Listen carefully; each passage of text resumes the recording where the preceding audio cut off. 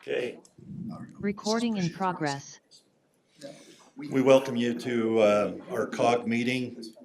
Today's date is May 15th, 2025. We're meeting in council chambers in Twilla, Utah.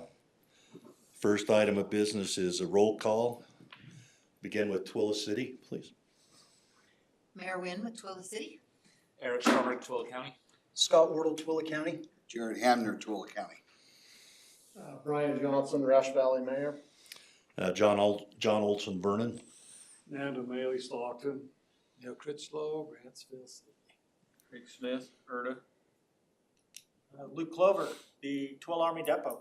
Krista Moore, Dugway Proving Ground. Thank you very much for your attendance tonight. Our first item of business is any public comment. Do we have any comments from anyone in the audience? Seeing none, we'll close public comments. Our next item on the agenda is a UDOT discussion on Twilla Valley connectivity study with Jeff DuPont. Dupay. Yeah, Jeff DuPont. I should have known that.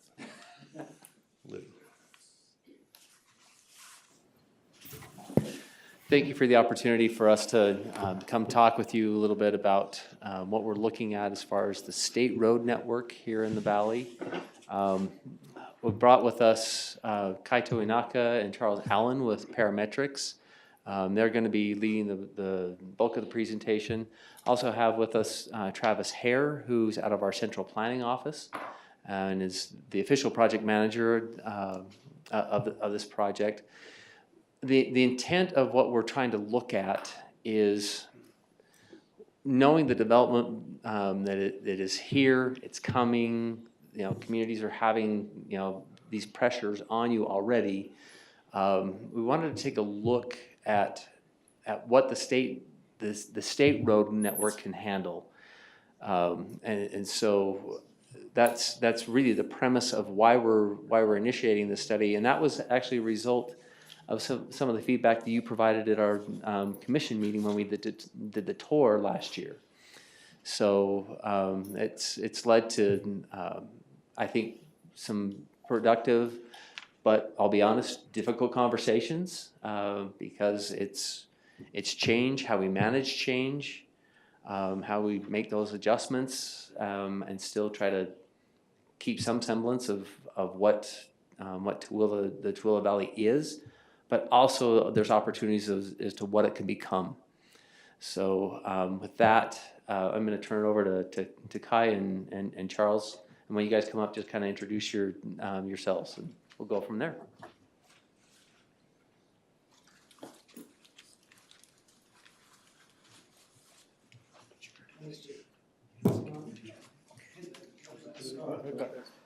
Thanks, Jeff. My name is Kaito Inaka. I'm the consultant PM with Parametrics. And today we've got Charles Allen, who will be presenting some of this information. We're about maybe halfway through the study, and we have some preliminary data and information to share in regards to the impact of the growth we're anticipating in the area on congestion and traffic in the Twilla Valley area specifically. So with this project, we have done a lot of local government coordination, and from that, we've learned some kind of key themes that seem to be consistent across all the communities in the Twilla Valley. Some of these are pretty obvious. SR 36 is overloaded. Mid-Valley is really looked at a critical future facility to help with the Twilla Valley, but we all know that portions of that are currently unfunded, and so what can we do in the meantime will be really important. We've learned about the importance of east-west connectivity and the role that 33rd Parkway could have in that, and then other key bottlenecks, SR 112, 138, 136, and then Sheep Lane as well. We've also heard about the growth and development in the area, which will certainly have impacts on the transportation system. There's challenges of managing the growth while preserving community character, concerns about other resources like water and other things. And then just in general, we've got residential commercial growth kind of popping up all over the valley.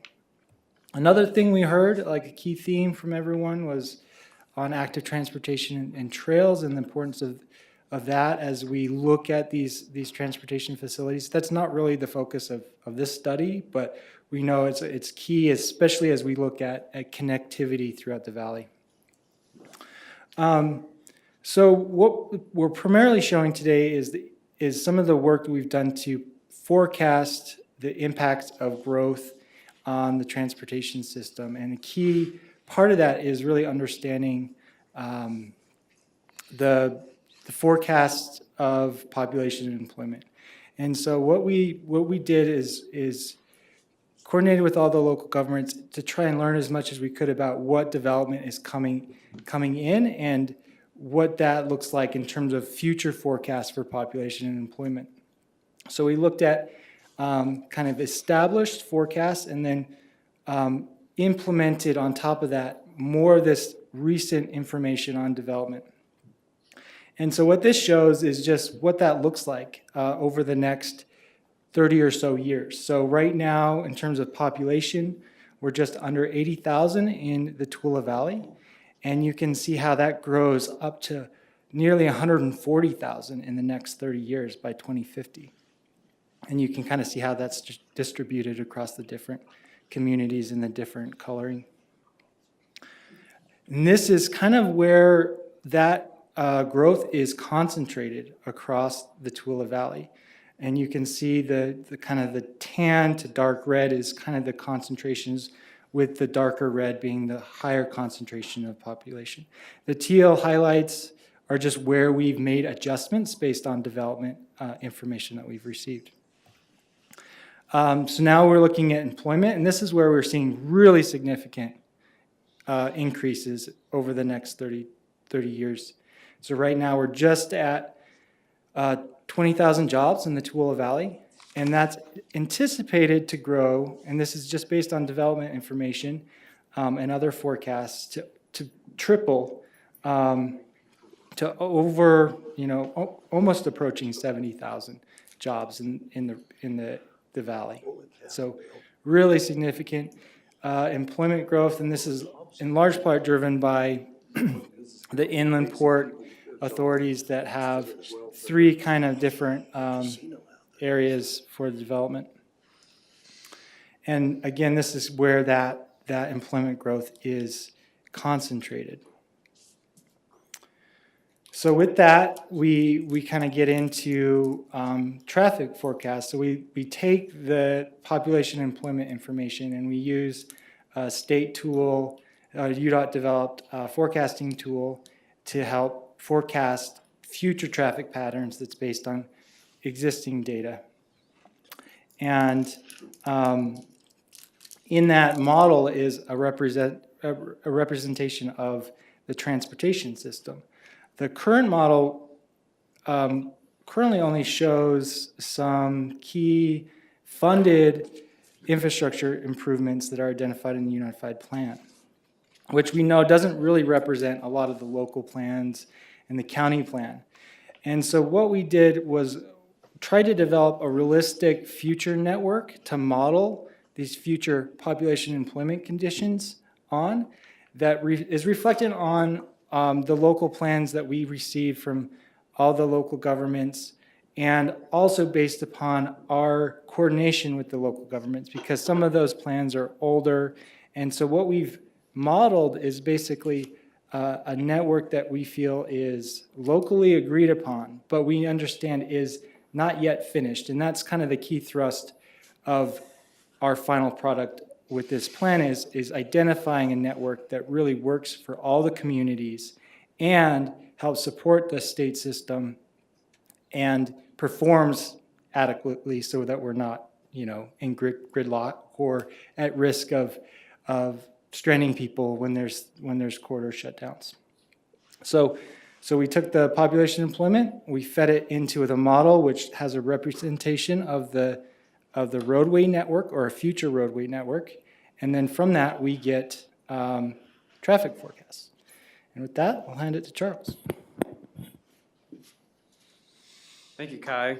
Good evening. My name is Charles Allen. I'm the lead traffic engineer on the project. And I should say, if you have questions or want to jump in with a question or comment, please do. Happy to answer that and make sure that all this information is useful and understandable. So as Kai mentioned, we take all that future population and the future jobs and the future roadway network, and we simulate it, and we see, all right, how well do the roads perform? So in terms of a baseline, this map is showing the existing condition. This is a 2023 situation. And the colors of each road represent just how full the road is with cars, how much congestion we're going to see. One way to think about it is how full is the pipe? And we're expressing this in terms of percentages. So the green colors mean that the pipe is less than 50% full. And then the light green is, we're 50 to 75% full. When we get into the orange and the red colors, that's representing when a road really starts to become quite congested. So the red color is, the bright red color is 90 to 100%. So we're right near capacity. But that means, even though we're not at capacity, that means that we're already experiencing slowdowns. And then the dark red, which we don't have on this map right now, is above 100% capacity of the roadway. So for existing conditions, a fair amount of green. Most of our issues are showing up on SR36, which is what most of us experience. Then we jump to 2032. So about 9 years down the road from the baseline condition. And with the projected growth, now we're seeing a lot more red. And this is showing up quite a bit on 112 and 138. SR36 gets a lot worse. So this is the projection for just a few years out. And I'll point out this does assume several of those projects that Kai talked about. So there's some roadway widening, there's some new roads that are assumed to be in place at this time. But now it means that our travel has also grown. I'll kind of jump back and forth between some numbers. So if we go to they're existing, daily vehicle hours traveled, 33,000 per day. About 2,000 of those hours are spent in what we call delay. So someone delayed waiting to move through the roadway. It's about 6%. Now we're up to about 53,000 hours of travel per day, and our delay is up to a percentage of 8% of those hours are spent in delay. Now we'll leap ahead to 2050, and we see a lot more congestion. So we've gotten all those additional jobs and all that future population. A lot of roads are starting to break down. Sheep Lane looks pretty bad. 138, 112 near Sheep Lane are also pretty bad. We've been jokingly calling that kind of a triangle of doom, where there's just quite a bit of congestion in that area. SR36 also is bad, and that's even with a future widening project assumed. So there's more travel, but also a higher percentage of delay as the system starts to really suffer. If we graph that travel and delay, this is what it looks like. So on the left, the blue line is the daily hours travel. So we're going from the low 30,000s up to about 100,000 hours of travel daily. And the orange line is the delay. So the growth in delay outpaces the growth in travel in the valley.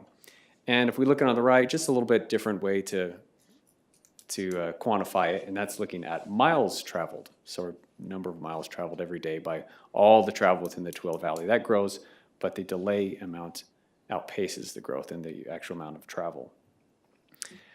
One way to also look at it is which roads suffer the most, and here we've separated out into the state-owned roads and then the local roads, and this is showing the delay, total delay by all those roads. So the orange line is the state roads, and that grows quite quickly. The local road ownership delay grows as well, but not quite to the same degree as the state roads. So the state roads really bear the brunt of all this additional travel and delay that is predicted to occur in the valley. So, turn it back to Kai. I have a question. So why are you presenting this to us? Why aren't you presenting this to UDOT and telling them, you better get out there and do something? Yeah. I mean, serious. You're showing us these statistics, and the ones that can do something about it are the people you work for. Yeah, it's a great question. So that kind of leads to, well, what do we do about this?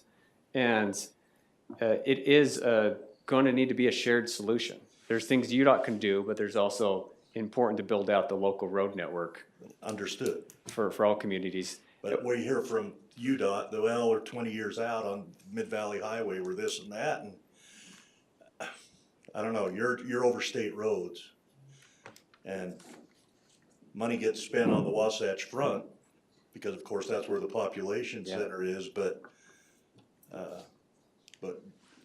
obviously we're close to being in a world of hurt. Yeah, so one of the next steps, and we'll get to your question in just a second, one of the next steps in this study is to find out what are the projects that make the biggest difference. There could be state projects, there can also be local projects, but which ones help us the most? Facetious, but thank you. It's a good question. And He's just grumpy tonight. we might get to this towards the end depending on time, but Go through Eureka's. there's plenty of examples throughout Utah of communities that have started separate and then they've grown together. And some of those communities have planned for and built the additional roads that connect each other. And they benefited from that. Others have not. There's bad examples, and they really suffer because they're relying on just one or two highways to connect them, and they get choked up. And for various reasons, terrain, disagreement between communities, they haven't built those additional connections, and it's really shown up and been an issue. In the back. So it seems to me like we're a good candidate, at least on Highway 36 for flex lanes. Has that been considered at all by UDOT? Wow, that's, to my knowledge, I'm not sure. Jeff, do you have any knowledge? At this point, no. Is that something that should be considered or could be considered? Absolutely. I mean, this. I've been in other places around the country and the world where they have those machines that move the cement barriers on one part of the day. Yeah, you're talking the reversible lanes? Yeah. Uh-huh. Stuff Yeah, like that. It just seems to me like that so would be- flex lanes are actually a different Okay, maybe concept. those are So reversed. flex I thought they lanes, were one and the if same. you've ever been on 5400 South in Taylorsville with those overhead gantries and the green arrows and the red X's, that was one of the first implementations of that type of system, not just here in the state, but in the West. We're actually looking at that in another region in Utah County along Pioneer Crossing, converting that to a flex lane option. One of the challenges with reversible lanes is, if you're going to use that barrier approach, is the time. You really have to have a real difference in your morning and afternoon commute periods, so that you can move that barrier to make that adjustment. And so that's, and there's a cost with manpower and equipment as well. But like I said, it's not something that should be discarded as an option. But it is, but it is something that should be on the table, at least to have the discussion point. But Mayor, to your question and comment about these are the state roads. That's true. The state roads are by law to carry the bulk of the traffic.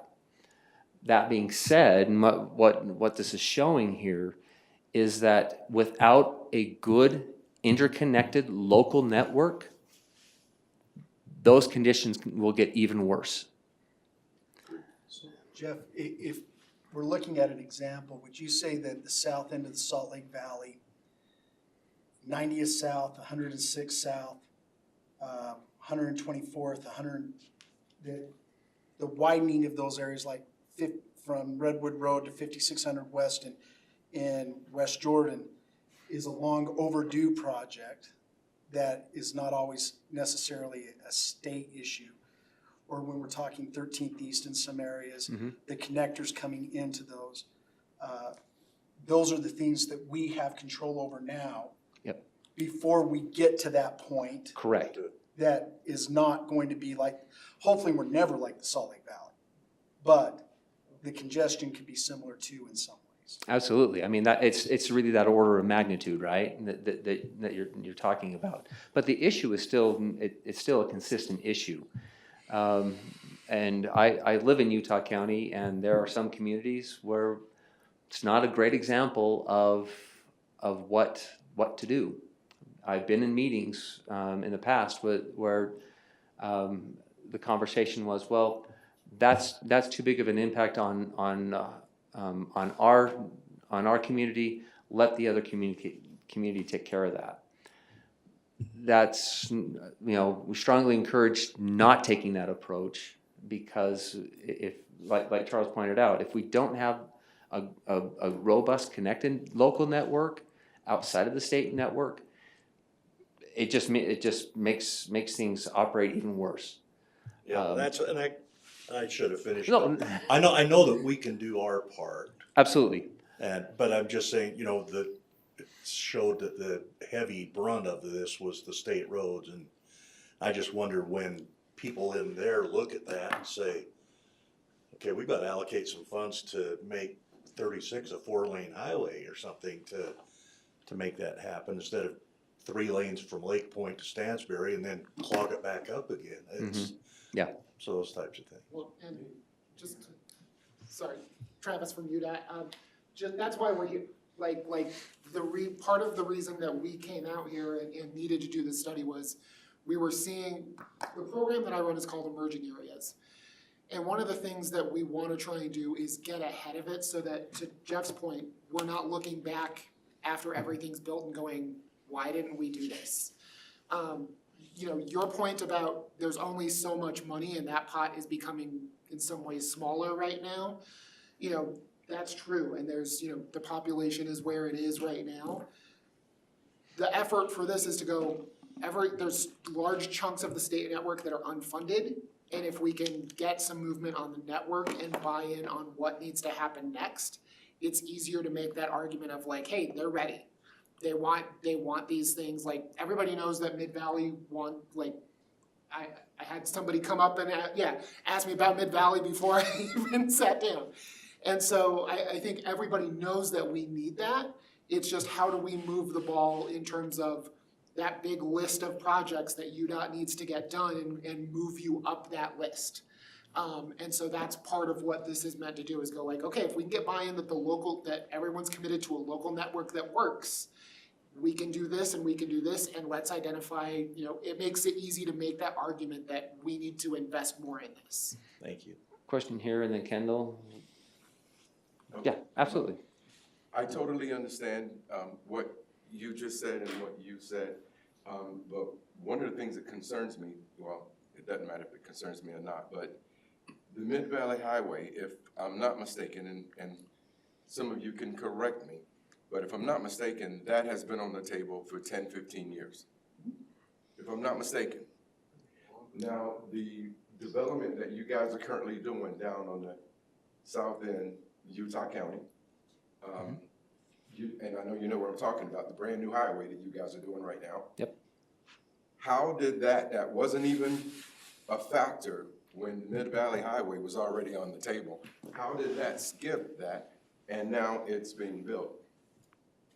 When the elected officials have to confer to the citizens and tell them, this is why we need to do this and this is why we need to do that, when the citizens are seeing other parts of the state is mainly the Wasatch Front and that going south, get everything.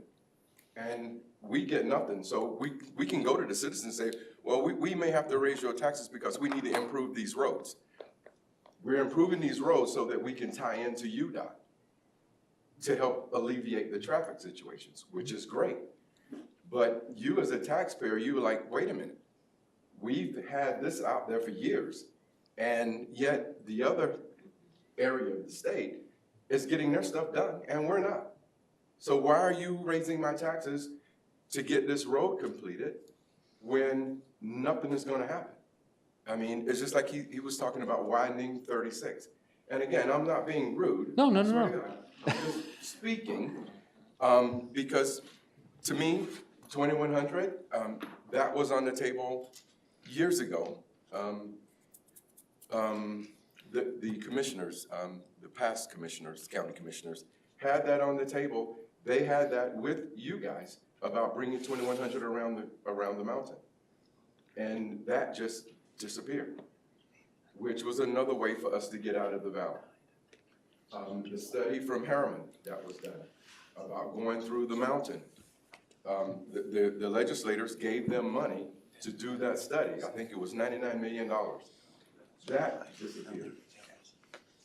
I totally understand where you're coming with this, but it's just making me wonder, like, okay, we can all do this as a community and get ready for you, but then when are you gonna show up? That's a very fair question. And to give you some context, so for example, Mountain View Corridor has been on the books for about 20 years. Yeah, and to be quite honest, the amount of growth that some of these other areas are experiencing in comparison, you look at some of the projected growth or just the past growth over the past year, when communities are experiencing 26 to 40% growth in 1 year, that's pretty significant. So what it's meant is the growth was happening a lot faster at a higher magnitude. So it's essentially exacerbating the problem. And as all of you, I've been in several of these conversations with you, you've all said that is coming our way now, right? These were problems that the southern part of Salt Lake County, which did not have any state roads. West of Mountain View, southwestern Salt Lake County does not have anything until we actually make a connection of 111 over to 126 South.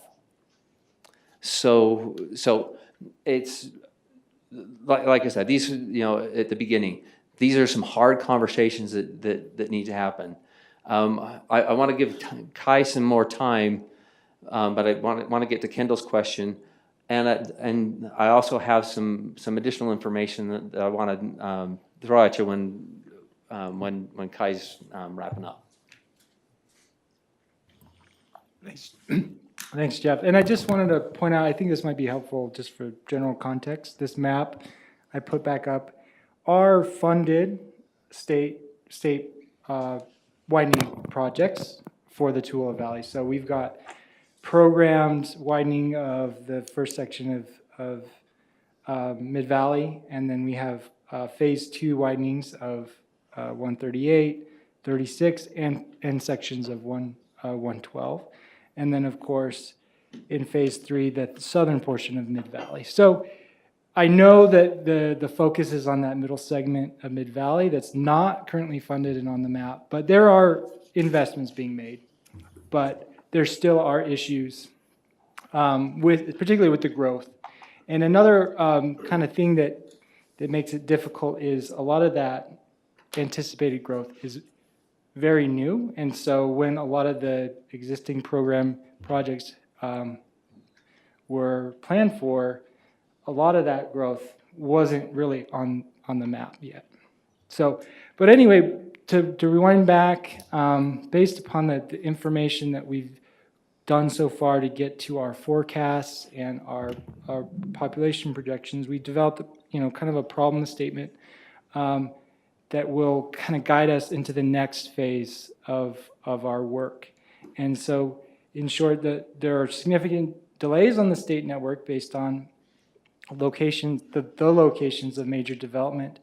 And additionally, for east-west routes need to be identified to help distribute the traffic better throughout the area. And so the key focus here is on how do we develop more connectivity, particularly east-west, throughout the Tooele Valley to help, develop some redundancy and connectivity throughout the region. So with that, that's all we have to present, and then can bring Jeff back over to get heckled. Kendall, sorry, I didn't get to your question. First off, thanks. I sat in the growth committee, Wasatch Front Growth Committee today. And it drives me crazy to sit on that committee because it stops at the Salt Lake County line. And again, we want you guys for our partners to help us. So I really appreciate UDOT's effort. You just mentioned the development is, we're talking east-west connectivity, how we do that. The Highway 36 is what's kicking our ass. You can't say it any plainer. Yep. Twila City has shown pure leadership in trying to get this south end done. I live out in Stockton. I see gravel trucks, and there was a new state law passed just this last year. There's gonna be more gravel trucks. There is only one road, when Highway 36 shuts down, it shuts down Twila Valley. Not east-west, it's north-south. And thanks to Mayor Wynn and your leadership, and the county's been real supportive and to help out too where we can. What's the priority? If we could get that dang south end done, then we're gonna put more burden on Sheep Lane. I get it. But it gets the traffic out of Twila City, it gets it out of Erda, that north-south traffic that go to Dugway. We love Dugway, by the way. So that's my thing is, what's our priorities? East-west? Getting another corridor, taking some pressure off that we can do short-term, because Mayor Wynn has been great to work with that last Monday of the month. That's my concern is, how do we fix, what's the low-hanging fruit that we can fix?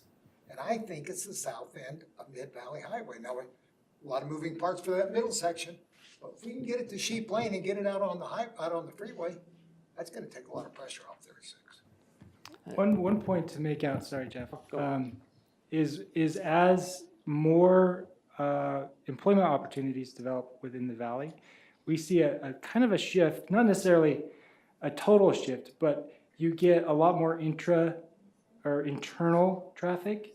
So people going to jobs more within the valley than exiting the valley. So you get a lot more internal circulation, so that puts more pressure east-west. And so that's kind of one of the reasons driving our focus on that east-west.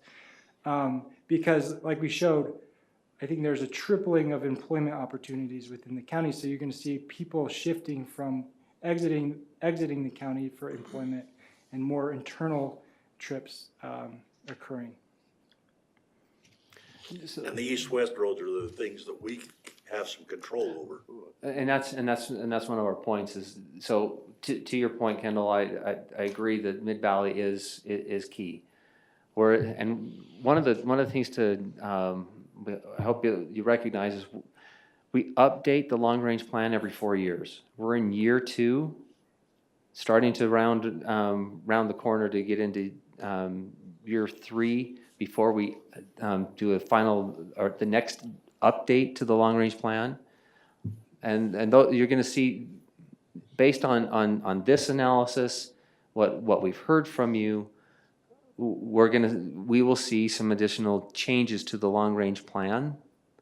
I can't guarantee exactly what that's going to look like, but it is going to adjust or readjust based on some of those needs. I saw. Oh, great. Quick comment, then I have a question for you. Yeah. And it's the reason that I think this is so important. Say tomorrow night, there is a 5-car pileup on the corner of Erda Way and SR 36. How does anyone get to Twila? You have to have some east-west to get off of 36. Currently, you're either gonna go over Bates Canyon Road or Bryan Road to get to Derby and go up, which will not handle a lot of traffic. Or you're going to take Pole Canyon Road and go over and up Sheep Lane. There's no interconnectivity there at all. Those are the only way around that intersection, and there's a lot of intersections like this. So to say that we need east-west connectivity is true, because we have to be able to move off of 36 when 36 is a problem. But we also need north and south connectors. So, because we have 2 small roads, Sheep Lane and Derby Road, and they can't handle the traffic that's on 36 when something happens. And man, these accidents happen on 36 once a week. Twice a week this week. Twice a week this week. So that's, I mean, there's a reason that we have to build in connectivity. So when something goes down, we can get around it. And it only makes sense for communities to plan together to make that work. the question I have, and I don't know if you'll know the answer, is you said right now we're at 6% of commuter time essentially sitting. What kind of percentage of commuter time is it on, say, I-15 that is spent stalled? Do you know that off? My personal experience, in the morning, it's 45 minutes to an hour. In the afternoon, and that's with people trickling in in the rush hour. The morning commute, it's more of a trickle-ish. Afternoon, anecdotally, it can be an hour and a half, sometimes 2 hours. Because I hate Salt Lake Valley, and especially Utah County. I mean, I avoid being in there at any kind of rush hour, morning or Yeah. evening, because it's gonna be brutal. And here's the crazy thing with that is, it used to be you would have more people, you'd see more what we would call a directional flow, where you'd see one direction heavier in those commute periods than the other. Anymore, it doesn't matter which direction you go. It is extremely busy. There's less and less hours of the day too, where that's not Yeah, the yeah. reality. Yep. So while we're whipping you, that's gonna be our job here, is to fight for our community to get some money. We do Absolutely. understand that you have a large population with the same type of problems or worse than we have, and we're just not ready for it. I get that you're trying to say it's coming, plan for it, but yeah, if we can't get funding for some of our road projects, we're gonna crash and burn. Yeah, that's a great point. With the Olympics coming, how likely is it to even get less and less funding for us out here unless we have an Olympic venue out here or something like that? It seems Here's to me like it's all gonna go to Summit, Salt Lake, Utah County, Weber County, or whatever. great question. It's a question we get a lot. What the Salt Lake Organizing Committee pitched to the International Olympic Committee was, we have the infrastructure. We're going to invest more in transit and green technologies, but not to have a significant investment of roadway infrastructure. So that's been the message that has been given to us, and we, like I said, we hear this from I'm in Summit County quite regularly, and that message is, let me just say, not well received at times. But that is what the state was communicating back to the IOC. To the question about I-80, because of the crashes that are shut down this point of the mountain, we've initiated some concepts to look at reversible lanes, a little bit different form than the movable barrier. Shoulder running during some of these times, as well as some widening of I-80. So, again, I totally understand your desire. We're making incremental steps. We're taking a look at some of these things, and this was a request that was made to us from Carlos Braceras himself. So, again, having us come out here like we did a year ago, February, it's leading to some of these incremental steps to at least take a look at what we can do with the dollars that we have. We have here, and just to give you a sense of what we're dealing with from a statewide perspective, we have billions, capital B, of unfunded needs. So that's not to discard or lessen the situation that the Tooele Valley is in. From a statewide perspective, we really are trying to do what we can, where we can, knowing that it just may not be enough fast enough.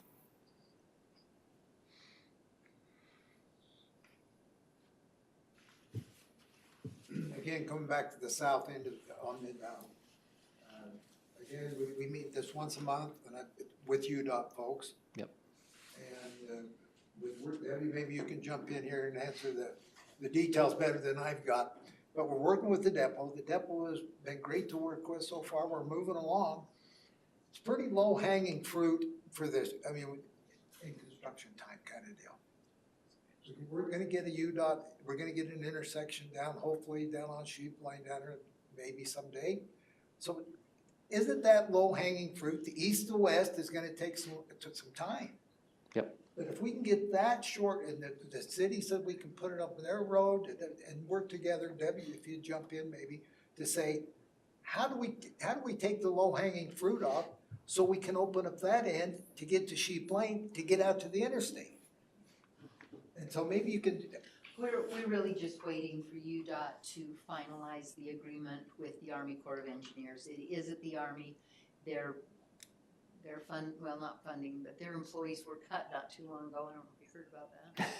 But, and so they have it, the paperwork, they are working as quickly as they can to get that done. Yeah. Once UDOT finalizes that, we are working with UDOT currently, Twila City, on a draft agreement that we hope to get signed as soon as the Army gets our easement, that we can build a temporary road through UDOT's easement, at least to get 2-lane road something somehow. there. It's not gonna be Yeah. Mid-Valley Highway, but it will be a way to open that end up, which will alleviate a little bit.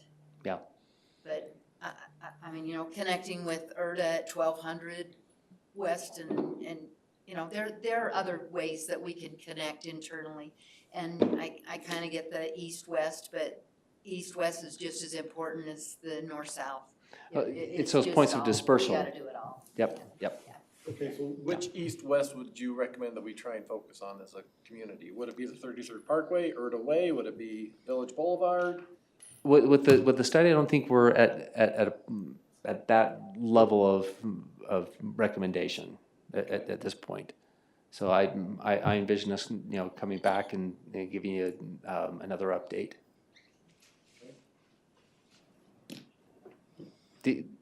This is a really, everybody has really valid points. Do you have anything else? Any other questions, comments? Thank you so much. Andy. Can I ask just one quick question? So I didn't have eyes in the back. that's okay, I know.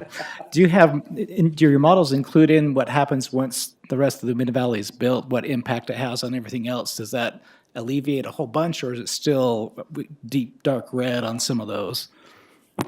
So with the current models that we have and the forecast we showed today, we're only assuming funded UDOT improvements. So that does not include the middle section of Mid-Valley, but it does include the southern section. I guess the question then I have is you're including from our transportation plans, roads that aren't funded either yet?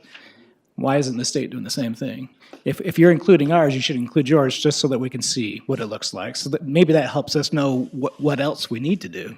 And honestly, that has been a conversation as one of our scenarios Okay. to look at. But this is the baseline that we initial. wanted to start with. Okay. And then take a look at, okay, if you add this piece, what does that It's do? as every far as single the piece that comes redistribution? together. Yep. Yeah. Absolutely. We have looked at what happens if we do nothing at all, Yeah. and that looks pretty scary. And we thought it was more helpful to look at, okay, this is a network that we know is fairly realistic. What happens if we implement that? What are the gaps that still exist? Okay, thank you. Jeff, do you have anything else? I hope not. All right, thank you very much. Appreciate you guys coming. Definitely I have a fun one topic. last question. It's just a question. How much pull do you have with the railroad? I mean, it's a valid question. Well, It really is. if negative infinity was something, we'd be less than that. I was just wondering. I was just about to say that everyone else. I was just wondering. There's a lot of the connectivity that. I'm gonna make one change in the agenda really quick. We have a gentleman that needs to take just a few minutes and get to another meeting at 7 o'clock. So we're gonna let him jump just ahead of you for just 1 second. Thank you very much. I do have another hard meeting at 7 o'clock. And appreciate the opportunity to come and talk to you really quick and to, on behalf of Twila Army Depot and Dugway Proving Ground, extend an invitation to all of you here to attend our upcoming 250th Army birthday party, ceremony, actually. You've probably heard that this is the 250th birthday of the Army this year, and the Navy and the Marines, but I'm here to talk about the Army. Okay, so this is going to be happening Friday, June 13th at the Twila City Aquatic Park. We've worked with them. We want to extend an invitation to all the leaders around the county. Twila County has always been military-minded, has had at one point 3 military installations, now back to 2 again. We also still have the Utah National Guard here as well, but we're partnering with Dugway Proving Ground and hosting a birthday celebration, a birthday cake cutting ceremony. Colonel Clover will be there from Twila Army Depot, Colonel Harwell from Dugway Proving Ground. The cake cutting, run around the park. Traditionally, we have a run around the park. Pardon me? What time is that at? 9 to 10 a.m. on Friday. That's the day before the birthday, which is on Saturday, the June 14th, but we're having this event on Friday. I've got a flyer here for everybody. My phone number, my office number is on here. If you've got questions, I can get you more flyers if you want to post these around your offices, etc. But we'd like to see you there. We're going to be inviting all of the veterans organizations and soldiers and their families, and everyone is invited. So I just wanted to extend that invitation, and hopefully we will see you there, and thank you for the time. Thank you. All right, Jeb, sorry about that. If I can just cue them up again, as you remember, last month, we talked about having them come and present on a road assessment program that we did, and so we wanted Jed Bell, our roads director, and Adam Graft, who works in the roads department as well, to come and explain what we did. This may be an opportunity that we could do something similar for the rest of the communities, and we just wanted you to see kind of what we did and how we're using the information that they collected. Yeah, and let me just say, I'm glad UDOT came in, got you guys all fired up about roads before I started my topic here, but I can promise you that this isn't gonna cost $1 billion with a B. You know, it's a much smaller scale project. In this day and age. However, billions are good too, you know, we could use it. But anyways, thanks for having us. So what we did is we did a countywide survey of all of the county roads that we maintain. We also included the roads we maintain for Erta City and for Lake Point.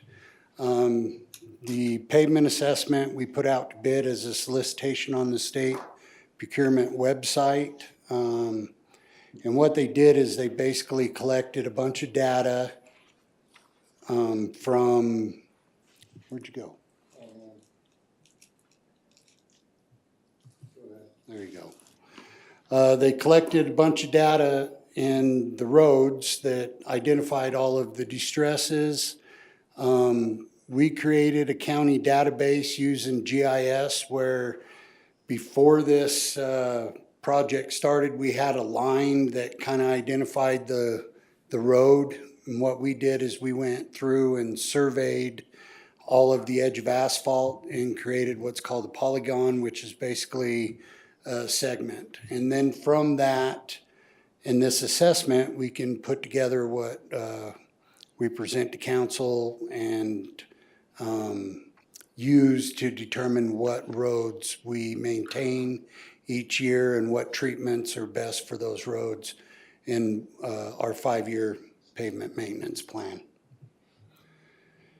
So the Federal Highway Administration has a distress manual, and that determines what distresses are collected. It breaks cracks in the road down to longitudinal, transverse, alligator, block cracking, severity from minor to major. And then you take all that data and you put it into the pavement assessment and it gives you basically a score. One of the other reasons why we did this project is the state auditor's office requires that we do condition data collection on all of our roads and the annual audit that they perform with our county auditor's office. And basically what they're looking for from that is that us as municipalities and government agencies, we collect the B&C road funds. Are we using those B&C road funds to maintain and improve the condition of the asset that we're collecting the funds for? And this is an easy way to determine that. So the pavement distress imaging was all the way down to 1 millimeter resolution, it had 360-degree imagery. They used 3D lasers, mobile LiDAR. They checked the path roughness, the exact GPS positioning of the vehicle as it's collecting this, the linear distance, and the cost for scale for us was about 150 to 250 per mile. And that's basically your average size city. It can vary depending on economy of scale, how many miles you're doing. The more miles you do, the less it is per mile. This is a picture of the truck that IMS used. You can see on the front it's got a lot of lasers, and on top it's got the 3D imaging cameras. On the back you can't really see from the picture, but it's got basically the same for LiDAR data collection. This is a summary of basically what the conditions were for the county roads. As you can see, about 75% of our inventory is from marginal to excellent, and then the 25% is very poor and poor. The very poor and poor sections are areas that are past preventative maintenance measures. From marginal up to good, there are very inexpensive or less expensive ways that you can move the needle on those sections. The ones that are in red are basically in need of a thick overlay or more extensive repairs. Yes. What are some roads that are in the red? Ibapaw is 35 miles, and we've currently got a grant. We're working on that one. Another road that is in that poor, very poor is it's called I-40. It parallels Interstate 80 out by Windover. That's 44 miles long. So if you add those together, that's about 20% of our inventory. The other 5% is just little roads here and there. Okay.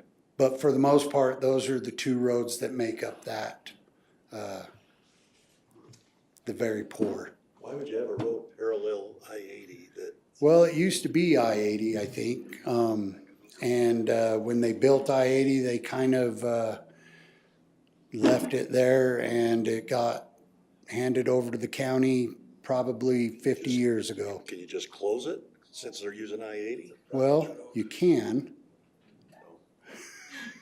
but it's, yeah, we get $8,000 a mile, times that by 40, you get a lot of money from that road. So yeah, you can close it. Where's Foss Road on this scale? Foss Road is, Better than you think. What? yeah, Better than you think it would be, much better. yeah. But it's not a great road, and Foss Road has its issues and it needs its attention, but, We do have a map too, we'll bring up and, yeah. show you. So let's go on to the next one. This talks about roughness and surface distress as well. It just breaks it down into a bar chart. Now, this is kind of what the end result is for our mapping. So as you can see, the different colors represent a different number. And what those numbers are is if you look at a brand new road, it would score 100. It's called the 100 PCI, which is a pavement condition index score. Brand new is 100. Once you get down below 40, you're getting into that poor, very poor range. And as the truck drove the roads, it collected data on each one of these segments and then entered the distress data into that segment to give it an overall score, which is basically the size of the segment and the algorithm that's calculating all of the distress that's associated with that segment. The other thing that we got from this assessment is a web-based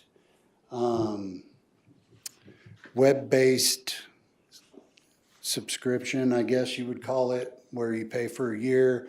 They give you a lot of the data in this web-based system where you can also use that to view the videos that they pulled up, the LiDAR imaging, and also the color-coded map of the county or the area that you're looking at.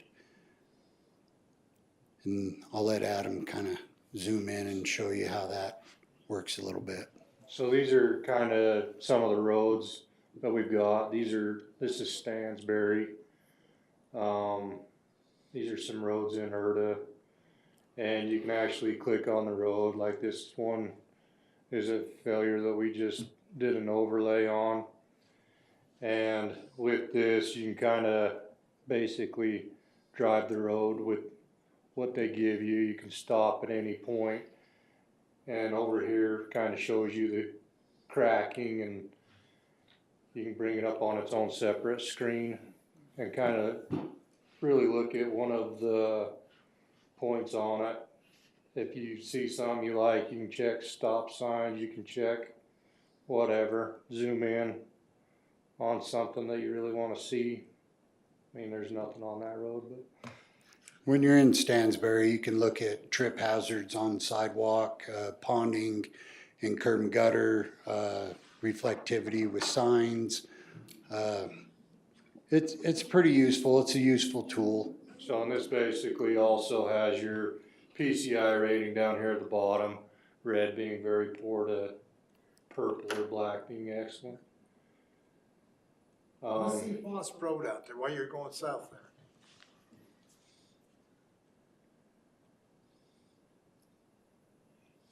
Not there yet. Want to get my bearings, there you go.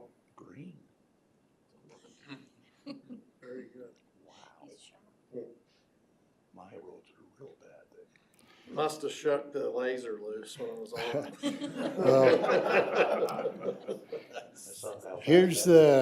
Here's the caveat to this system. It is, so it's a blessing and a curse. So we used to do these countywide assessments with in-house staff.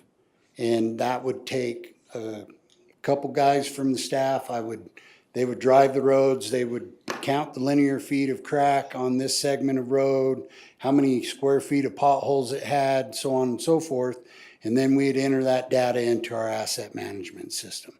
Well, fast forward 3 years later, and I've got 2 or 3 different staff that go out there and perform the same assessment, but they're different eyeballs, they're different perspectives. It's not very consistent. So why we went with this system, it's got AI technology, it's using lasers, it's basically setting the goalpost. And if we repeat this process every 3 years, then we're not moving that goalpost. Is it a perfect system? No, it's not. AI is new. It does work. It has its advantages. Do I think it's an improvement to human error? I do, but it's not perfect. And any of these that I'm going to determine I'm gonna spend $100,000 repairing, and I'm gonna go to my council and I'm gonna ask them for $100 to repair this road, I ain't going off that picture. I'm driving the road myself. I'm making sure that what this is telling me is accurate, because I will not get in front of the council with any kind of inaccurate information like that. So it's a tool, but it's not without flaws. But as you can see, Foss Road's beautiful. That's my experience. It is very helpful, kind of determining, you can see the overall picture. You can go to that road that's in red, disrepair, and you go out and visually hook your eyes on it.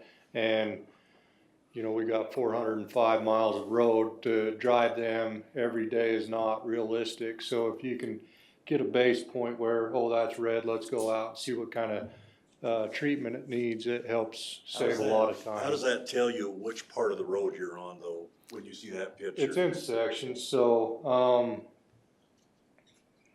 It'll light up the There'll be a segment. dot on the road. there so- is, you see that dot there? Okay, I see it. That's what section of the road it's on, so. All right.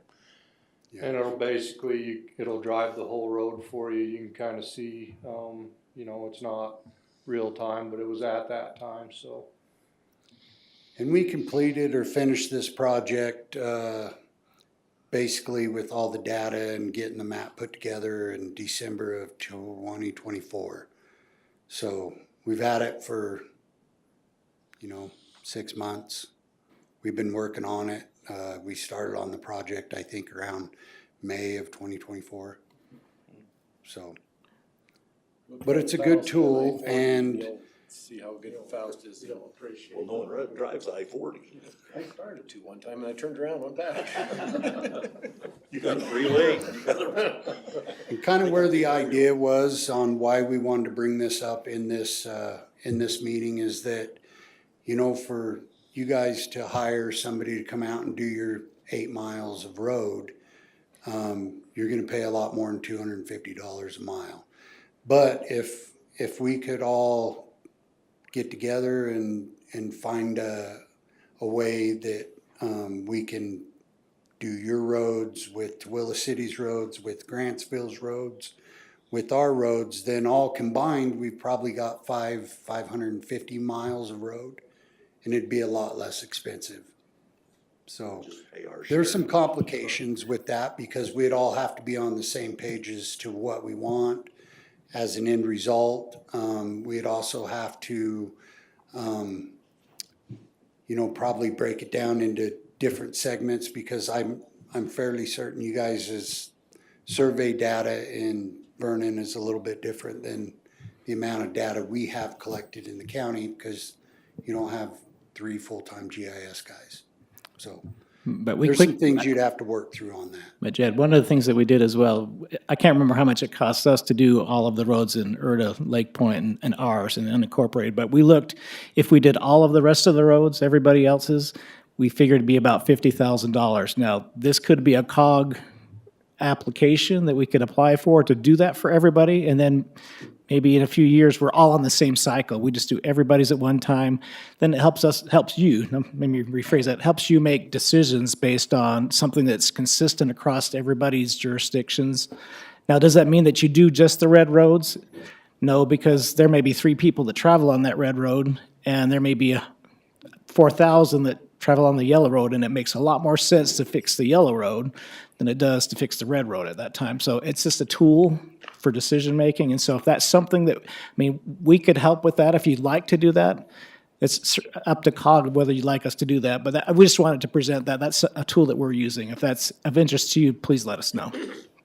Well, and it's a Open that good up. point, like I-40, it's 44 miles long, but it gets 2 or 3 cars on it a day.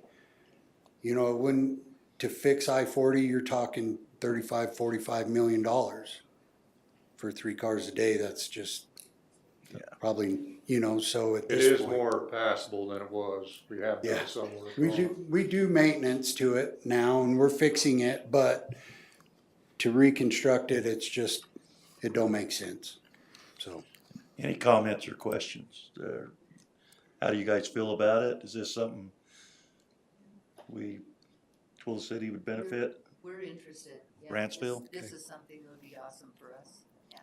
As smaller towns, if we could piggyback, so it wouldn't be expensive, that we pay by the mile, that would be probably worth it.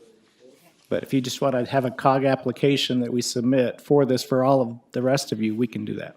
That way, we jointly pay for it, and we're all on the same page. Do we need a motion to, I don't think you need a motion. If you want us to do that collectively, let us know, and we'll be glad to fill out an application. so if one person wanted to fill out the application for all, Yeah, we could do that for you if you want we us to. could just let you know how many miles of road we'd want And we have the mileage, right, Jed, for all of the You already got the jurisdictions? mileage, okay. We do have that, Pretty sure so, we but know. we just have one application for everybody else, and just, it would be one application. Yeah, and we've got time. Like I said, the county just did this, finished it in December. We don't necessarily need to do it again for another 2 years. So it's something that we can work through and do. I don't know if this is something we have to take to our councils to get their vote. Mayor Johnson, what about you? Yeah, if it's over $500. But this would all be COG money, so, Oh, it's called, yeah, we can just come with an application for COG, and then you guys aren't paying for it individually through your general funds. How would individual cities access the information? As far as, so They the get only their own information I have is ERDA, like, Well, yeah, and I think I would be interested in accessing that for ERDA so now, like, but right now, the program costs about $2,500 to keep it in a cloud system to where we can have access to this. It's a yearly thing, whether we want to keep it or not, or whether we want to incorporate it into our own GIS system, we can do that. But essentially what they send you is Excel spreadsheet of everything, like all this we took and put in our own GIS system already and made a map of it on our own with that Excel spreadsheet. Alright, so. And I think I each sent you individual the city Excel would need to spreadsheet. Subscribe to that. Or If you wanted to Esri, do it, or access something it like when you that. are. Or, yeah, I don't know how that would work if we, We have yeah, to talk it's to a the vendor. subscription-based thing, so it's pretty restrictive. And, you know, we have the data where we took that Excel spreadsheet and we uploaded it into our Esri account. So we have it in our account, but they're pretty restrictive about allowing, Yeah, I get it. I'm just wondering, I think what they might be asking is if we get the information as a county, then are we gonna upload it for the cities and then we can give them into GIS? Is that what, I think that's what they're trying to get to, or? If we do this in 2 or does years, each municipality have okay, to subscribe? I understand. how does Grantsville, sorry. we could probably build you a map for what you have and, have the PCIs on there. It would just not be something you could like drive through like this. You could just reference it on a map base. 8 miles of roads, a map would be perfect. Yeah, Yeah. we could just color code a map for everybody, that's the don't same. I don't need to fly through there like you were. You were speeding. Yeah. But the other thing is as we put this out to solicitation, we can break it up into alternates. So for instance, Twila City, I'm sure, will want this. They'll want the spreadsheet so they can upload it into their Esri system, and they can pay the $2,000 a year directly to Inform. So their road department has access to all of the data, and it can be separated by boundary. Yeah, I love the whole program. I think it takes that skeptical eye, because two different people will see a road condition separately. I love what it does that way, but that's my question is how do individual cities access this later? Yeah, and we could easily have it separated when we put it out to bid, we'd put it out to bid as one big project, but 3 parts, which would be Twila County, Erta, Lake Point, Vernon, Twila City, or 4 parts Grantsville. And everybody would have their own piece, that the data would be downloaded once it's all collected as one project. So we can work through it. Landy, I think everyone is in favor of it, so I think that's a plus. Thank you. Thank you, that sounds great. Yep, thank you. Appreciate your time, guys. Appreciate it.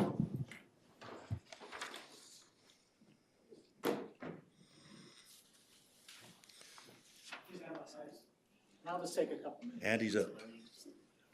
I'm not sure when you guys go to the league, have they talked about the transportation utility fee before? Have you heard of that, the TUF?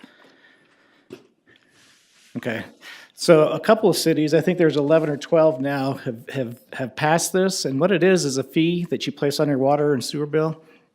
And they've adjudicated it through the Supreme Court because some people fought this, but basically what you do is you have to have a traffic engineer go in and assess each property and how much traffic impact there is, and they assign a value to that. And then you can charge all of those property owners. That can be private, that can be nonprofit, that can be religious. Everybody pays a fee because they all have an impact on your transportation system. This is just an option that I'm not sure if you'd heard about this before, but I think you think about it, for example, with Provo. Provo has one of the largest nonprofits there. They don't get money for their roads, so how do they maintain their roads? I mean, it's not really fair for the rest of the citizens to pay for all the students that go to BYU. And so American Fork and others, I think right now we have, I'll give you a copy of this. Provo, Pleasant Grove, Mapleton, Highland, Vineyard, Farmington, Fruit Heights, Kaysville, South Ogden, South Weber, North Ogden, and Santa Clara have already imposed this. Now, you can't just pick their fee and say this is what we want to charge, because you'll come under scrutiny. You actually have to do a study that assesses the impact of that. If that's something that this is just like we just talked about, if that's something you'd want to do, we'd have to have a study done.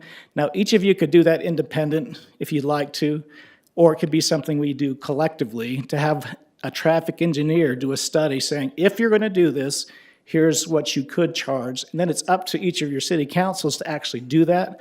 It's not a tax, it's a fee that goes on the water bills that you would charge out.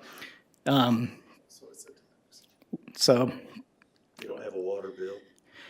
Trash, we'd have to do it on trash, quite honestly. We'd have to do it quarterly, is all we could do. But others that do have that, if you do have that, that is an option that you can collect some additional funds for your roads, and it's charging your citizens who are using the roads a lot Can you a give us fee. a ballpark of, so how much would Twilla High School? Ooh, that's a good question. You know, The school's you not get here, are off they? of a Twilla High School or a church that just meets, a congregation that meets once a week on a Sunday. What I would, and I wish I would have printed this out. I did look at one of these, I don't know if I looked at, maybe it was Pleasant Grove, one of the others. They actually have on their website, here's how much a typical charge is for a resident. Here it is for a church, a high school, and it just depends on how big the high school is. But I know that one of them, they looked at churches, that was the big issue. And I think it was an extra, I don't know, $8 a month or something like that was their charge, because you're not charging a church for their square footage or anything, it's their traffic impact. And if they're only meeting once a week, there's not a huge impact. And so the fee changes based on the impact on the road system. So I just wanted to bring that up because it was, I didn't know whether the league would bring that up, but they brought it up in one of our meetings with the city and county managers. And I think Brittany and I were the only county people in there. Everybody else were city people, but there were a lot of city managers in there that are looking at this. I just wanted to make sure that you guys were aware of this. If there's something that you want to look at, you can do it on your own, or if that's something, again, that we'd want to do collectively, we could. But before we even go there, it may be a year out before we do that, but just think about that if that's something that you want to consider. If we're all short on roads funds, if that's something that you think would be important, that could be, again, something we could do collectively and pay one person to assess everybody, and then it would be up to each of you individually if that makes sense or not. So I just looked really quick, so it is Pleasant Grove, they have it. They are saying residential is $8.45 a month. A tier 1 business, which I've not seen what that is $41.27, and a tier 2 It gives examples of gas station, convenience stores, restaurants, drive-throughs. That's 236 a month. Is what Yeah. Pleasant Grove is. Yeah. Just in like $8 a month. area. Yeah, they'll look at it parcel by parcel to see the impact that they have. Now that, I mean, I'm assuming from what you're saying, that's what Pleasant Grove has calculated off. Yeah. I don't know that, you know, Vernon's probably not gonna be that high. Yeah, if your traffic patterns are the same, that's exactly right. Just because we can. To keep it current. I'm not sure right now, because it's based on the traffic patterns, I don't think that the traffic trips changes a whole lot based on the use. Like, for a typical home, I think it's 9.8 something trips per day, and that's been that way for a long time. And so I think they use some of those numbers based on the use, and the federal association that measures that, they have those standardized. But the one thing that you'll see as well, now the legislature the last 2 years has come out saying, we're not sure, one, they weren't sure if it was legal, but then that was decided by the Supreme Court. And so there is a bill there, well, I guess you can't click on it, I'd have to send that out to you. There's a bill that was introduced the last 2 years that did not pass, but in talking to Andrew Grubler and with Wayne, they sent us some information, and they said, you want to look at that bill to make sure that you follow the requirements of that bill. Even though it wasn't passed, it will probably come back again. But you need to be very careful in assessing this fee, which is why it would be better if we did something kind of jointly. But the state's looking at it, but they know that it's legal and that cities can charge that, cities and counties can charge that for impacts of traffic. Is it applicable to federal lands? I thought about that with like colleges and universities and federal lands. I don't know. That's one question I'm not sure about, if they're exempt. Does it have to be citizens, or could a municipality or county build a company that is not within within the city limits or the county limits? Case in point, those trucks run up and down the highway that eventually does come through the city. Could we charge them? I don't know if you can outside your jurisdictions. I know exactly what you're saying, because this would be a good way. This would be a good way to fund the Mid-Valley Highway if we could do that, so. Oh, that's true. Yeah, we couldn't be doing it on the state roads. We'd have to be careful on some of those as well. For a larger community, It's, it's a substantial amount. it could be a substantial chunk of money. That's exactly right. You want to do that to your businesses. Yeah, you have to be Yeah, I know, careful. That's the thing, it might, Yeah, and you can always back off of those fees. If it comes in and says this, and you say, we can only do a little, that's, I think it's entirely up to each community to do that. might balk a little bit. Anyway, I just wanted to present that just so that y'all are aware of that. You bet. Well, I'm wondering, Sure. so does the county pay into it too, and the cities, or for our buildings? So, yeah, would we pay into it every month too? That's why I asked about state buildings, the university or T-Tech. I mean, some of them have big impacts. And is it fair for everybody else to pay for that impact?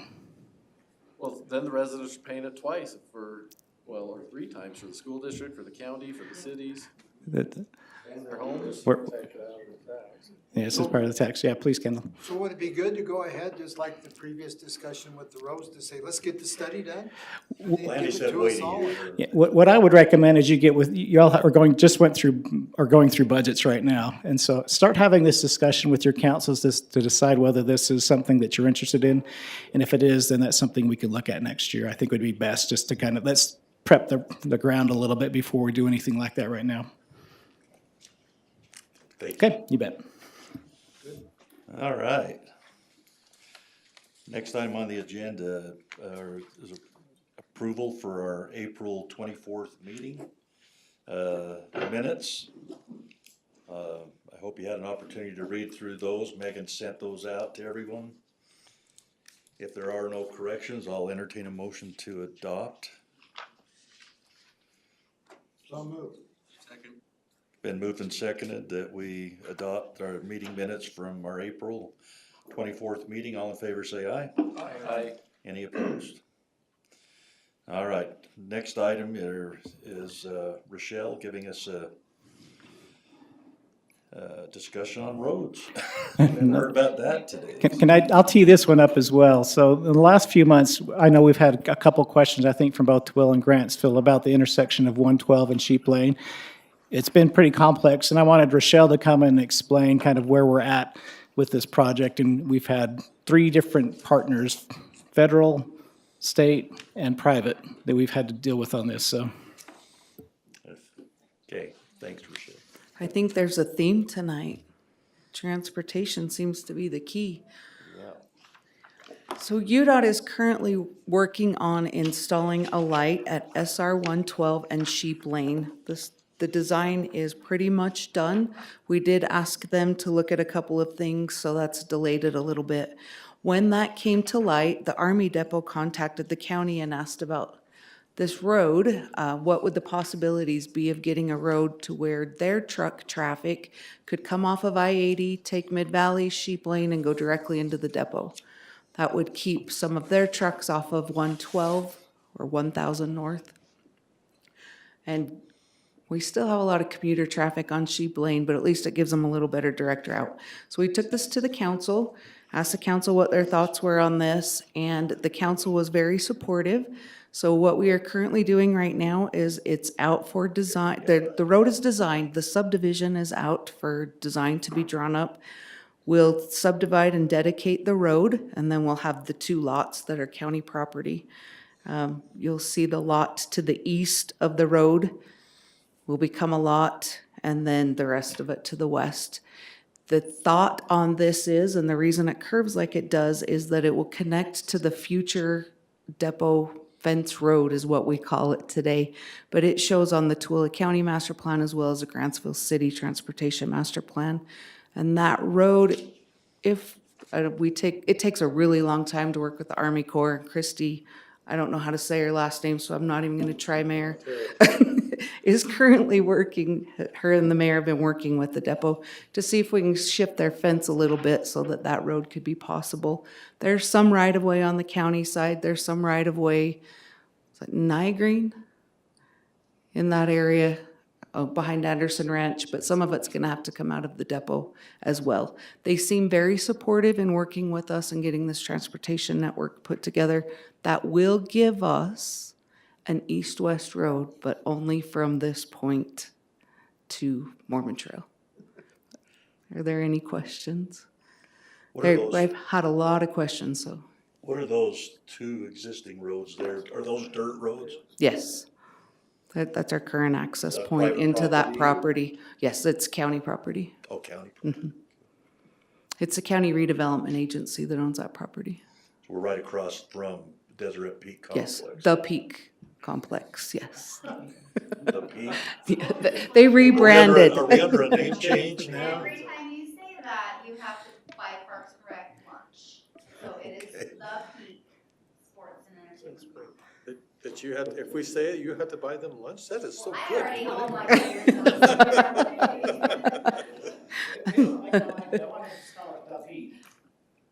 The Peak. I like Deseret Peak better.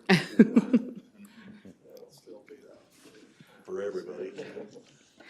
And this is an 84-foot wide corridor that we'll dedicate as right-of-way at this point in time. We'll only construct in conjunction with the depot a 60-foot wide Well, road. I had a meeting and I drove from Tooele to Grantsville last week, about 6:30 at night, and I saw the traffic trying to get onto that road from Sheep Lane. And a light would definitely be, Yeah. because they were taking chances getting through, trying to hit that, coming up into Tooele, so. Unfortunately, we're too late to get a full signalized intersection. UDOT's too far down the road on their planning, so it will be a 3-way intersection for right now. But once we open this road, then it will be on the county to fund the 4th leg, yeah. So will the depot then take all of their traffic out that way then, or from their, So the plan is that all of our mission traffic, so all the trucks. okay. That'll help. Yeah. The ammo trucks. It'll have a significant impact on the entire community and really be an asset to the depot, so. think it's a good thing. It's just another reason that we need to improve Sheep Lane. Yeah. It's called Mid-Valley. Thank you, Chairman. Thank you. Okay, let's get off roads for a minute and talk about something, well, I guess we're still talking about roads, aren't we? Third quarter sales tax, we'll let Eric give a report. We had a good discussion prior to this meeting and Yeah, I mean, we did, I guess it was the theme of the night is roads. So, did meet as a subcommittee. We're trying to work through, improve the process, making sure we understand the full intent. The discussion we had, and I think where we wanna go, with this is really look at it, and it's in the wording for that is we look at the community, right? And, how we can benefit everyone within the valley. So the intent is that, you know, all the municipalities can bring forth their projects, their ideas, what they have. And as a COG body, we review those and create our priority list. And that is, can be looked at. The suggestion we have is we just keep, you know, whether it's the third quarter, we have another line item, but every meeting that is there, anyone can come and say, hey, we have this just popped up, we wanna, you know, present our idea, it goes on the list gets reviewed, and on that, whether, you know, we'll say monthly, no, we don't meet monthly, but monthly, that list is reviewed, do we change, move, adjust, whatever the case is, so as a body, we know what's going on, with the roads, and I think the timing was perfect, right? We saw from UDOT why there's the need for us to be communicating, whether it's east, west, north, south, we need to be one body with the correct priorities, with that. And so, the goal with this is we can get away with the, you know, I need to get mine, and we really say, how do we benefit the entire valley, everyone in our communities? So with that, then we would go through, we can have these conversations during the year. As we get to about the March timeframe, I know we're a little past that for this year, we'll figure it out, but, you know, going forward, we can look and see, okay, here's the funds that are available. With corridor preservation, there are actual, you know, in the code, it says what's available. We can only do 50% of the last year's revenue, and we have to maintain a balance of 50% of the funds. So that is by code, what we can do for corridor preservation. Third quarter, we have some more flexibility, but again, we can come in and say, this is what's available. I think having that idea of what's out there and the numbers is gonna help with that as well. So we know when there's these big, you know, projects. Mayor, what'd you say Sheep's Lane is, 14? 14 million. Yeah, 14 million for Sheep's Lane, so, you know, if that is something that we're saying needs to be done, you know, we know that, you know, today 14 million's not there, so we're saving for it in, you know, 3 years, the money's there, we know that's been the priority, we can say, hey, it's there. So with that priority, when we get to March, we see where the funds are at. At that point in time, basically, we still wanna have the application, we're still gonna score so we can meet that, but, you know, COG would say, hey, you know what? Top priority or number 2, depending on the funds, submit your application. They would submit the application, it would get scored. That's where it's at.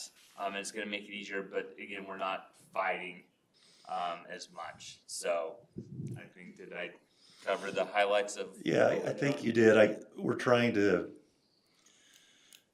have a sense of more cooperation instead of competition.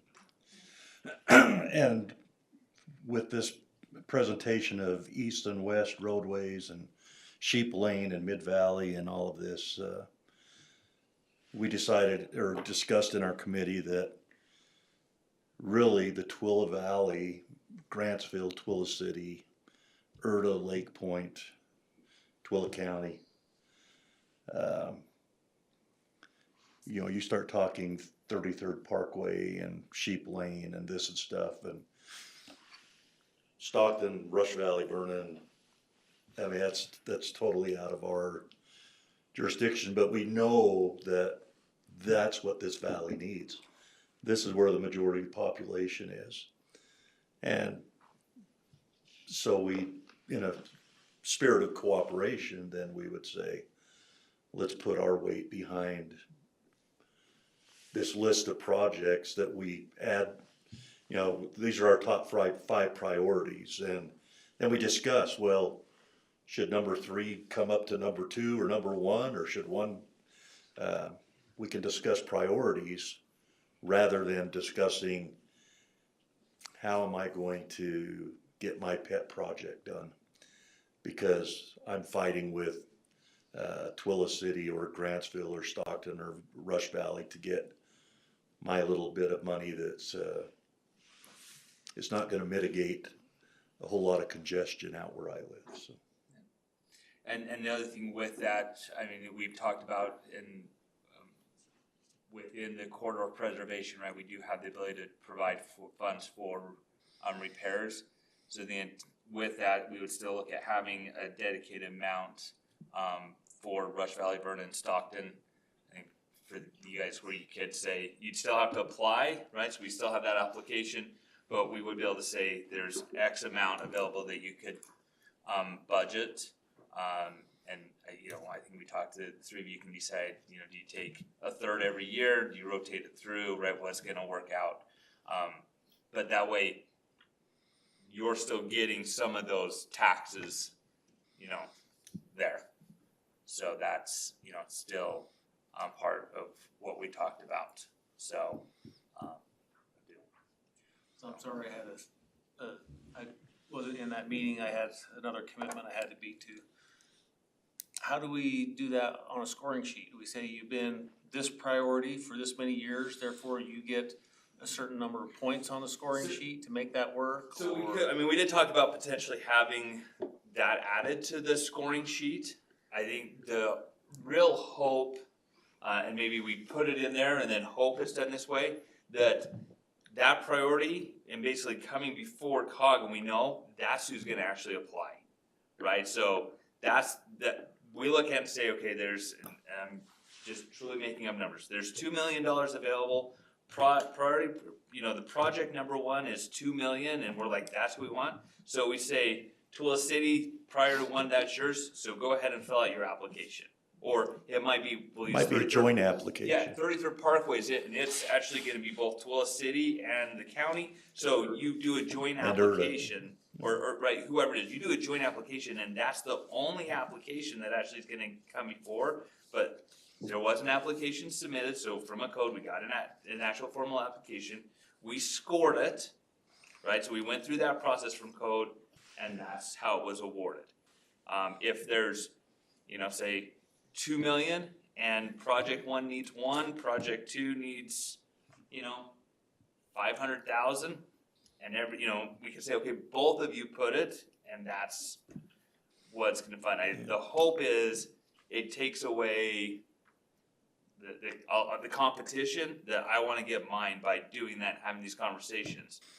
If, you know, if Chiefs Lane, if he says, hey, that's a conversation, we make Chiefs Lane priority 1, we look at it and say, well, we know we can't fund that. We can't even fund enough to do it, so we'll drop down, you know, this year to 2, this year 3. Or maybe we say, we need to make sure there's that money for that, so we're gonna say there's nothing available this year, next year, because we need to build up the funds, because we need 14 million, we need 10 million, and we don't have that, so we're not gonna do anything. I think that it allows more conversation at this body to decide what's happening, and not so much about the subcommittee. Yes, we'll still score, again, trying to just make sure that if someone comes back and says, well, why did you choose that one? Well, they submitted the application, they scored, that's who was presented to COG, and that's why it then went to the council for that final step. The purpose of the application and the scoring is to meet state requirements and guidelines. But we're hoping, for example, if, you know, we say, well, we need 500,000 to start planning 33rd Parkway, but we can use $1 million to do a little stretch of Sheep Lane or something, then that's something we discuss as a body, and it becomes a part of our monthly agenda.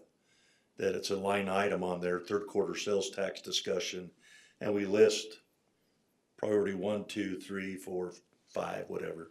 And maybe we come and discuss and say, well, in looking at what happened recently, we better move number 3 to number 1 or whatever. So by the time we get to the application, it's like, okay, Urda City, in conjunction with Twilla County, submit the application for that, and we're all in agreement, that's what needs to happen this year, so. Good question along those lines. So if everybody comes together and says, yes, we want to fund 33rd Parkway, does that mean it's only gonna be funded out of third quarter sales tax, or does that mean it is gonna be the priority so that we can use third quarter sales tax plus go after state and federal funds and stuff like that? Is that the plan behind this? We recognize we're a drop in the bucket. No, that's But if what we I'm can, thinking. but if we can have a Or we put 20% match or something like After that, 10 years, we'll have enough money to get there or something. by that time, the road will cost that much and more, so. And I think the other thing is if we're looking at it as that whole community, the priority, even 6 months before, and then we know that's the priority, even if it sits within the boundaries of Grantsville, Sheep's Line, I mean, at least that, we could say as a county, hey, guess what? We have grant writers, we have this, let's go see what we can help you, or we can all get for grants for that, because it's the priority, it's where we wanna do, because it's gonna benefit everybody. So that's, so it does help with the grants, it helps with everything Yeah, so else. if we start out the first of the year that say Sheep Lane's our number 1 priority, Twilla City, or Twilla County comes and says, well, we've got grant writers, we'll furnish those, and, Twilla City says, well, we can help on this, and Stockton and Rush Valley and Vernon say, we'll cheer from the sidelines, But at least we're working together and we're not fighting. Well, it's over a it's the conversation here, whether it's with UDOT, our legislators that saying, hey, how can we do this? And we're all one voice when we say this is a priority, as opposed to, and I mean, we know Mid-Valley, right, but it's how do we do this? And they're hearing the same thing from all of us. Jeff, isn't this kind of what you're hoping to hear from us? I mean, to help this cooperation because you talked about some communities not being willing to work together, and we're trying to keep our Twilla Valley communities working together. And these are some of the hard conversations, but they're, the more you have these conversations and start that momentum, I think you'll be surprised in the long term how much you're able to kind of take care of some of that local network yourselves. And we also show, like Eric said, I think showing a solidarity as we approach state legislatures that, we can go to those meetings we have with our state legislatures prior to the legislature meeting and say, hey, our number 1 priority, and every community in the county is in agreement, is boom. And what can you do for us up on Capitol Hill? So We need to do that next month. Isn't it next month, come to one next meet? It's next month or the month after? They meet every month in their interim meeting, so. yeah. Any questions, comments? That's kind of what we talked about. So. All right. If there's nothing else, we have a COG funding application approved. Do we need to, we've already approved that. I think that was carried over from last month. I think that was, yeah. So let's just go around very quickly. I think we're already making history for the longest COG meeting I've ever been to. So. And very productive. It has been very productive. Dave, do you have anything? No, sir. Mayor Wynn? See you at the birthday party for the Army. All right. I talked enough. Kendall? Ty? The only thing I was gonna mention, if you wanna clean out your garage and take stuff to the landfill for free, you gotta do it on Saturday. That's the free dump day for the county, so get on Facebook and tell everybody in your community or have your wives get on and tell everybody so they can spread the word, so. There are certain things. Saturday is you the can't- last day for the free landfill use. Okay. And they have to show their driver's license or proof of residency in our county. What? Is it just Saturday or ends Saturday? It ends Saturday, so Saturday, it's not Friday, so clean your garage for tomorrow, You and have to take the it stuff Saturday. on Saturday. Nothing from Rush Valley. I don't have anything, Nando. I'd like to introduce Michael Rozier. He's our new city manager in Grantsville. Nice to meet y'all. Get a chance, we're gonna try to get him around, meet everyone that's here. We'll even drive out to Vernon. How's that, John? We'll go to the. I'll expect your report. Okay. I'll cook you a steak. You tell me when you're coming. Craig, you have anything? Full Army Depot. Doug Way. I'm trying to figure out how Luke proves he's a resident of Tuella County. My, I would say my car registration, vehicle registration. There you go. I'm also trying to figure out how I can levy a transportation utility fee on Pronghorn. I think, Chris, we talked about that if anyone that's on base or whatever, if they want to show their military ID, Yeah. they can use that landfill as well, so. Yeah, I did want to invite everyone to Memorial Day, which will be Monday, the 26th. So you totally are all welcome at Veterans Square or Veterans Park right here on the corner. Line in Maine. What time do you Yeah, start? it starts at 11. Yeah. Ours is at 8, so Yeah, come on yeah. down.